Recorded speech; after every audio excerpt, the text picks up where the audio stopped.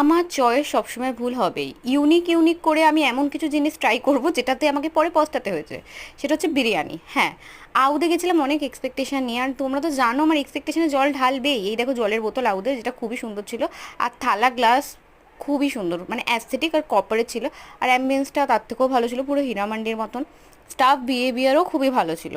আর তাদের রেকমেন্ডেশনে যে স্টার্টারটা নিয়েছিলাম, মাটন গলুটি কাবাব উইথ লখনই পরাঠা, সেটাও খুবই ভালো ছিল। মাটনটা খাবার পর মুখে পুরো মেল্ট হয়ে যাচ্ছিল। তাই জন্য আমার বিরিয়ানির প্রতি এক্সপেকটেশনটা এত কিছু দেখে এটা খেয়ে পুরো আকাশ ছোঁয়া হয়ে গেছে। বাট বিরিয়ানিটা খেয়ে পুরো আমার এক্সপেকটেশন আকাশ থেকে জলে পড়ে গেছে। তাদের রেকমেন্ডেশনেই বিরিয়ানিটা নিয়েছিলাম।